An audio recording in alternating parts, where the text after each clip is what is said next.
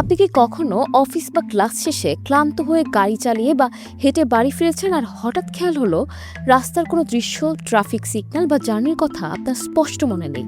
অথবা প্রতিদিনের মতো সকালে ঘুম থেকে উঠে দাঁতে ব্রাশ করতে করতে অন্য কিছু ভাবতে ভাবতে দেখলেন ব্রাশ করাও শেষ? তাহলে কি আপনার মস্তিষ্ক তখন কাজ করছিল না? ভয় পাওয়ার কিছু নেই। আপনার কোনো মেমোরি লস হয়নি বা আপনি ঘোরের মধ্যেও ছিলেন না। আপনার মস্তিষ্ক তখন অটো পাইলট মোডে ছিল। কিন্তু আমাদের মস্তিষ্ক কেন এই অটো পাইলট মোডে চলে যায়? আমাদের মস্তিষ্কে থাকা এই অটো পাইলট মোড ফিচারটি এনার্জি সেভ করে বা শক্তি বাঁচায়। সাধারণত আমাদের মস্তিষ্ক শরীরের মোট ওজনে প্রায় 2% হলেও এটি আমাদের শরীরের প্রায় 20% এনার্জি একাই খরচ করে। প্রতিদিন যদি আমাদের ছোট ছোট প্রতিটি কাজের জন্য নতুন করে ভাবতে হতো, তাহলে আমাদের মস্তিষ্ক ল্যাপটপের মতো হ্যাং হয়ে যেত। মস্তিষ্ক তাই নিজেকে ঠান্ডা রাখার জন্য দারুণ এই শর্টকাটটা বের করেছে।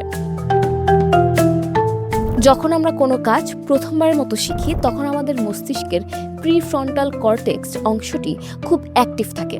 এটি হলো মস্তিষ্কের সেই অংশ যা মনোযোগ, যুক্তি ও সিদ্ধান্ত নিয়ে কাজ করে। যেমন আপনি যখন প্রথম সাইকেল চালানো শিখছিলেন, তখন আপনার পুরো মনোযোগ ছিল ব্রেক, গিয়ার আর প্যাডেলের দিকে। কিন্তু যখন আপনি কাজটিতে দক্ষ হয়ে উঠলেন, তখন মস্তিষ্ক বুঝে যায় যে এই কাজের জন্য আর নতুন করে ভাবার দরকার নেই। তখন সে ওই কাজের কন্ট্রোল প্রিফ্রন্টাল কর্টেক্স থেকে সরিয়ে মস্তিষ্কের ভেতরের দিকে একটি অংশ ব্যাসাল গ্যাংলিয়ার কাছে হস্তান্তর করে। আর এই ব্যাসাল গ্যাংলিয়া হলো আমাদের অভ্যাসের মেমোরি কার্ড। একবার কোনো কাজ এখানে সেভ হয়ে গেলে মস্তিষ্ক সেটাকে অবচেতনভাবে করতে শুরু করে, আর তখনই মস্তিষ্ক চলে যায় অটো পাইলট মোডে। এই ফিচার কারণে আমরা চাইলে ফোনে কথা বলতে বলতে অনায়াসেই চা বানাতে পারি, কিংবা অন্য কোনো গভীর চিন্তায় মগ্ন থেকেও ঠিকঠাক হেঁটে বাড়ি পৌঁছাতে পারি।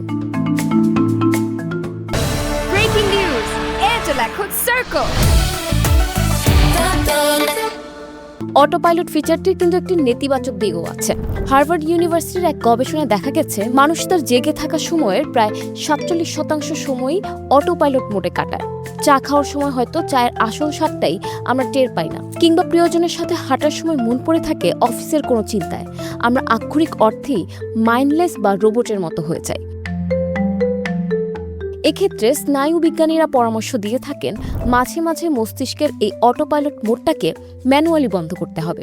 যেমন সকালে ব্রাশ করার সময় যে হাত ব্যবহার করেন, তার বদলে অন্য হাত ব্যবহার করা। প্রতিদিনের চেনা রাস্তা বদলে নতুন কোনো রাস্তা দিয়ে হাঁটা বা খাওয়ার সময় স্ক্রিনের দিকে না তাকিয়ে শুধু খাবারের স্বাদটা অনুভব করা। এতে আপনার মস্তিষ্ক নতুন করে সিগন্যাল পাবে এবং আবারও সজাগ হয়ে উঠবে।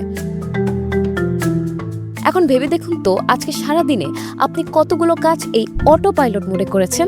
জানান কমেন্টে।